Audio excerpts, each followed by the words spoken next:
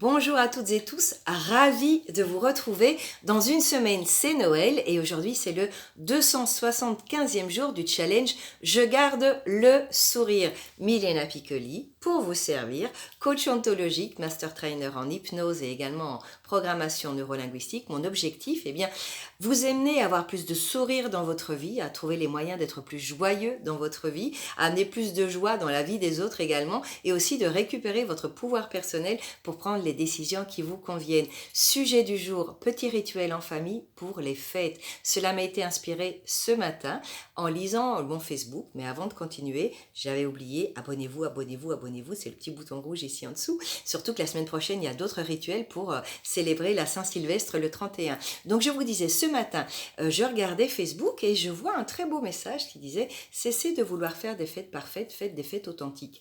Et puis je me suis dit, là, ça va être l'année idéale pour le faire parce que nos fêtes idéales, nos fêtes parfaites, elles sont mises à mal. Je ne sais pas chez vous, mais chez nous, la plupart des magasins sont terminés, donc on n'est pas sûr qu'on aura tous les cadeaux. On est certain qu'on ne sera pas avec la famille au complet, vu la situation avec la pandémie, et on va devoir faire un petit peu des malabars pour essayer d'avoir une belle fête malgré tout. Alors là, on se dit, finalement, qu'est-ce qui est important dans la fête? C'est quoi avoir une fête sincère? Donner la priorité à la sincérité, à l'authenticité, à la cohérence, parce que parfois on exagère un petit peu, on n'est plus tout à fait en ligne avec nos valeurs.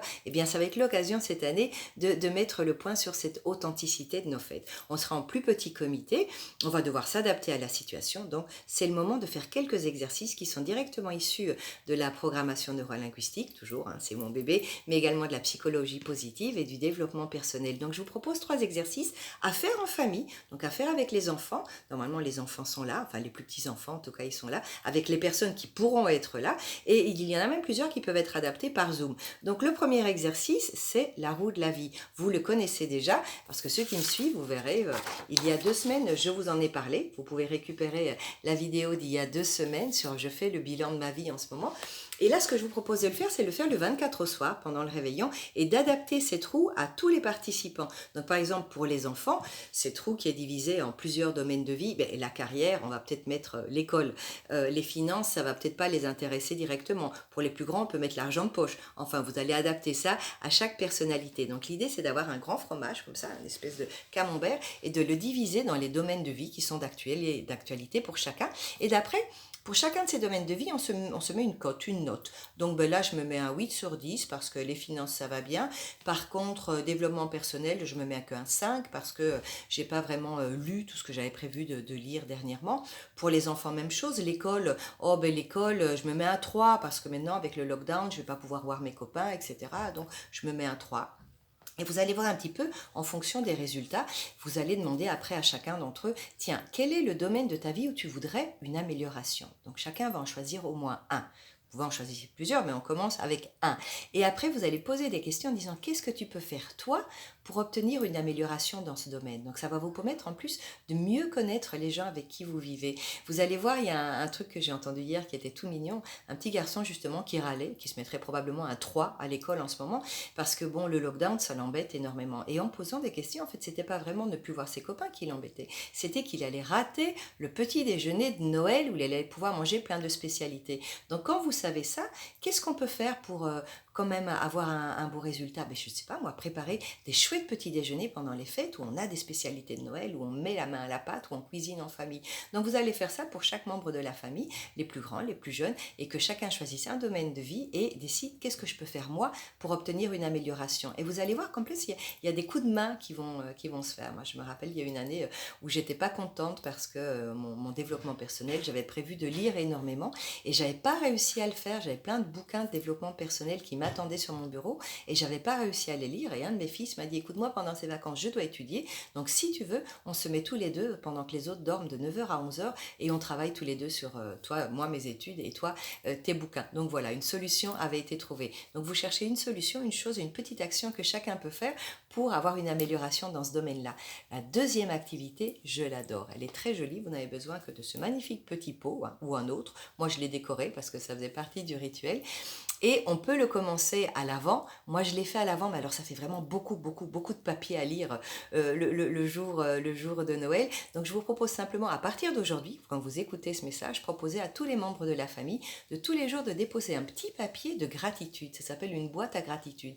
Donc, un petit papier où on met un merci. Donc, on peut toujours rêver et de lire des merci maman pour les délicieux cookies de Noël que tu nous as préparés, ou merci pour la chance que j'ai de fêter les fêtes avec mes parents. On peut rêver toujours. Enfin, vous mettez également, bon, merci pour avoir, malgré la situation, avoir ma famille proche auprès de moi. Donc, vous remplissez tous les jours un petit papier et le 24 au soir, vous ouvrez la boîte et vous lisez tous ensemble ce qu'il y a sur ces petits papiers. C'est le moment également de découvrir ce qui est important pour chaque membre de la famille. Et le troisième, on peut le faire de deux manières. La première, c'est avec une petite pierre, comme ça. Chacun, vous aurez préparé une petite pierre ou un petit objet symbolique que chacun peut prendre dans sa main. Et c'est vraiment un petit souhait. Donc, un souhait que j'offre aux autres et un souhait que je m'offre à moi. Donc, chacun symboliquement prend cette petite pierre dans sa main et dit, ben voilà, moi je vous offre d'avoir l'occasion de se revoir en famille avant Pâques et de faire la grande fête qu'on a ratée, et je m'offre à moi plus de satisfaction, d'avoir plus souvent l'occasion d'être contente en fin de ma journée de ce que j'ai vécu pendant cette journée. Et chacun le fait, et vous pouvez soit offrir un souhait pour chaque membre qui est présent, ou simplement un souhait plus général pour l'humanité, et après un pour vous-même. L'autre version, c'est de préparer des petites enveloppes que vous mettrez sous le sapin et qu'on ouvrira dans ce cas-là le 25 ou le jour où vous ouvrez vous vos cadeaux de Noël, et dans lesquels vous mettez ces souhaits. Donc il y aura une petite enveloppe qui sera pour moi, vous mettez votre nom en dessous avec votre souhait que vous lirez en même temps que vous ouvrez vos autres cadeaux, mais vous aurez également préparé une petite enveloppe pour chaque autre personne qui sera là pendant les fêtes avec un souhait pour cette personne. Donc pour les plus petits enfants, ça peut être un dessin parce qu'ils n'écrivent pas encore, ou simplement un mot, ou quelque chose qui symbolise ce qu'ils souhaitent pour les autres membres de la famille. Voilà, je vous laisse avec ces trois petits exercices, donc la roue de la vie, la boîte de gratitude et le souhait pour moi, le souhait pour les autres, avec un petit objet symbolique ou simplement des enveloppes au pied du sapin. La semaine prochaine, samedi exactement, je vous offre 3 autres rituels qui ont rapport avec le Nouvel An et qui nous viennent directement d'Amérique latine pour certains. Je vous laisse, abonnez-vous s'il vous plaît, partagez, commentez, posez-moi des questions, je suis là pour y répondre. Et surtout, si vous avez besoin d'aide, n'hésitez pas à en parler autour de vous, n'hésitez pas à demander de l'aide si c'est nécessaire. Je vous souhaite une excellente semaine de préparation des fêtes de Noël. Rappelez-vous, faites des fêtes authentiques, sincères, plutôt que des fêtes parfaites. Et on se retrouve la semaine prochaine.